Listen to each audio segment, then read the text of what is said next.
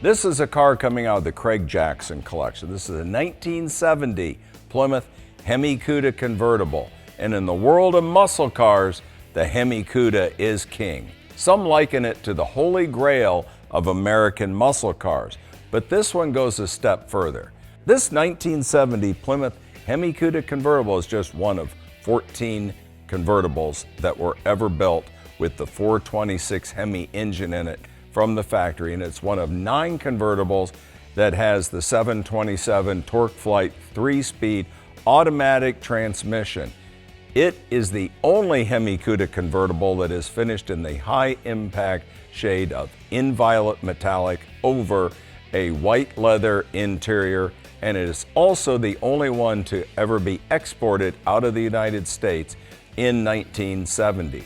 Rarity is just one of the factors that makes this HEMI Cuda so special, and is one of the rarest of the rare. And this car is very unique. It was delivered new in the United Kingdom and was given as a gift to a British steel magnate by Plymouth as a gesture of goodwill for helping them through the 1970 steel strike when they needed steel. This car was briefly used as a race car by its second owner. Imagine driving this thing around England in 1970 with this wild paint, and it's a left-hand drive car. So even though they exported it, has the export tag on it, it is not a right-hand drive car, and it is configured to drive around the US, but it was exported and it was drag raced at England's Santa Pod racetrack.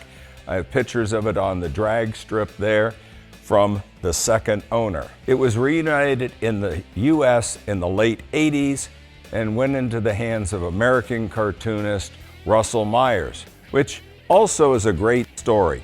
I did a profile on the car on Car Search back in 2003, and Russell Myers watched the show and called me and he goes, you know, I got this whole folder on the car and nobody ever took it when I sold the car. Would you be interested? I gave him my address. Next day I get a FedEx of all this paperwork that never went with the car. It was truly one of those days when you open it up and like, oh my God. Now I have 2 build sheets for the car. I also want to thank Big Chris, as we call him, in England. He gave me the original set of keys and gave me the second broadcast sheet with the car. I've had the car since 1999 when I first acquired it and bought it from a Dodge, Plymouth, Chrysler dealer, and he had stockpiled all the NOS parts to restore it. And we started restoring it with his restorer, and that wasn't going well, so I went and picked up the car, brought it to California, had a noted HEMI restorer do the car with all the original NOS parts. And I mean, taillights and all the rubber and just the entire car is done with NOS parts. These tires and wheels are repos, but I have NOS ones also. It came with a crate replacement, correct date coded HEMI engine in it when I bought it.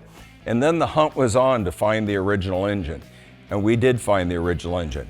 But we were on a wild goose chase. We were told it was blowing up when he was drag racing it and all this myth. Once we found the engine, the story came back. And then when I told Russell Myers that, he goes, yeah, I knew that. Why did I never think to ask you? The engine was around. It was pulled out in the early 70s. A 318 2-barrel was put into the car in England during the oil embargo, and they couldn't drive the car with the 2 4-barrels very far. Then you had to start getting in the long line again. So it now has the original numbers matching engine on an engine stand at the collection. I still drive it around with this crate replacement engine in it. This HEMI is 426 cubic inches, 425 horsepower at 5,000 RPMs, 490 foot-pounds of torque at 4,000 RPMs, and it puts that power to the ground through the 15-inch wheels.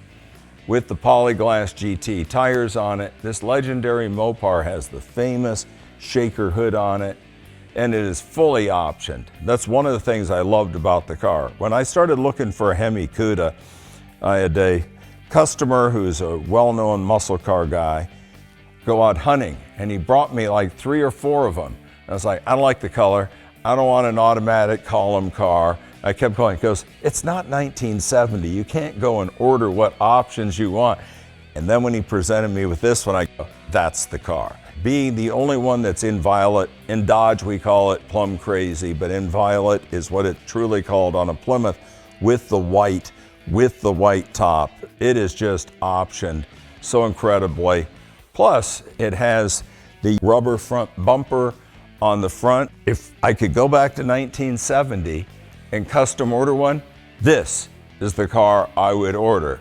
I fell in love with it. That's why I've had it over 25 years. It made an appearance in the Forza video game franchise as part of the Barrett-Jackson car pack. It is going to Jay Leno's garage. It will premiere April 8th. Check it out on Jay's garage. I love going over and spending time with Jay Leno, seeing him drive my HEMI Cuda convertible back around.